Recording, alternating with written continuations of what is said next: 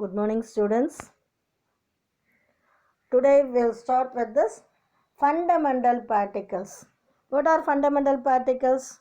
Protons, electrons and neutrons. Okay. For that, first of all, you should know cathode ray tube. What is meant by this cathode ray tube? Actually, this cathode ray tube, it is a long glass tube which is filled with gas. So inside the cathode ray tube, gas is filled and it is sealed at both the ends. So see this tube, in both the ends it is closed. Okay. So it consists of two metal plates. One is cathode, another one is anode. Negative terminal of the battery, that is called as cathode. Negative electrode cathode, positive electrode anode. Moreover, there is a side tube. See, at the bottom there is a side tube, no? Through that we are connecting the pump. Why we are using this pump? In the sense, it is used to lower the pressure of the gas. Then only rays will be formed. Is it clear? After that, he found some visible rays. It is traveling between these two electrodes. That rays he named it as cathode rays. Is it clear, ma?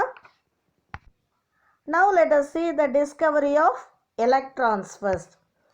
For the discovery of electrons, here what we are taking, in the sense, we are taking discharge tube. High electric voltage is applied. 10,000 volts we are applying through this discharge tube. Okay. At the same time, there is no electricity flows through that air.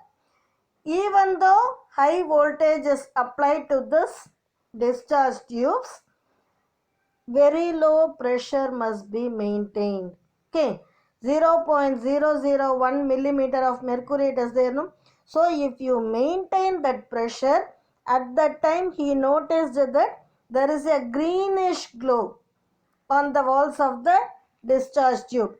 Where it is formed actually? It is formed behind anode.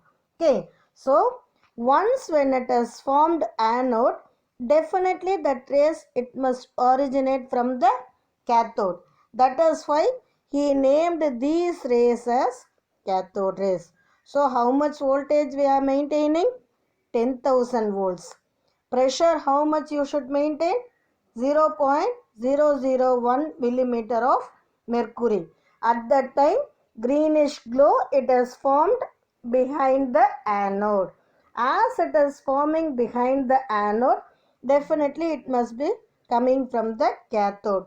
So he named that rays as cathode rays. Is it clear now? Now let us see the properties of cathode rays. What are the properties of cathode rays? Cathode rays actually it is traveling in the straight line from cathode towards anode. At the same time, it is made up of material particles. That is, these rays possess mass and kinetic energy. When we are saying about the properties of this rays, it is deflected by both electric as well as magnetic field. So we can prove that they are negatively charged particles. That last point they gave, no? Nature of cathode rays, it doesn't depend upon the nature of the gas. So whatever be the gas we are using in the discharge tube, it will show the same result. That is most important. This is the basic difference between cathode rays and anode rays. Clear? So after that, we are going to see the discovery of protons. How these protons are find out. For that, Goldstein, he has taken the cathode ray tube by using a perforated cathode. See, in this cathode, holes are there, no? So, he has taken perforated cathode.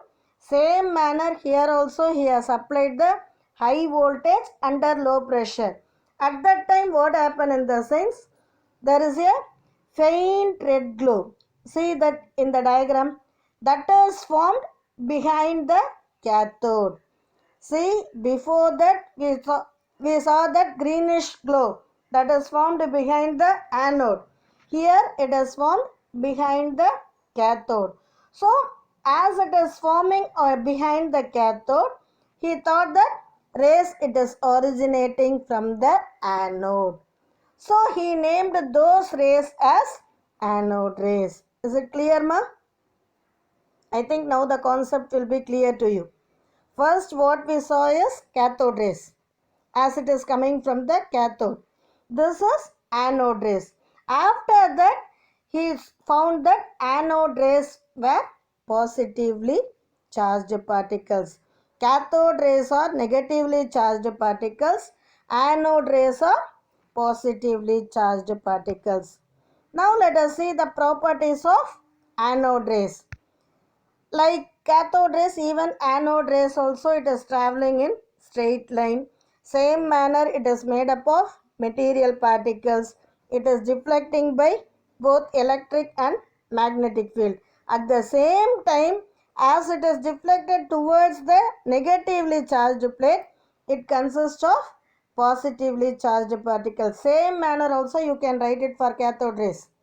Cathode rays deflect towards the positively charged particles.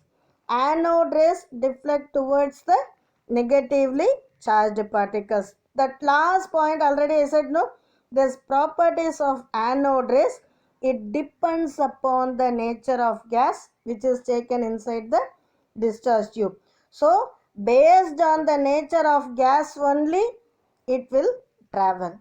Is this clear? Okay. So in today's class what we saw?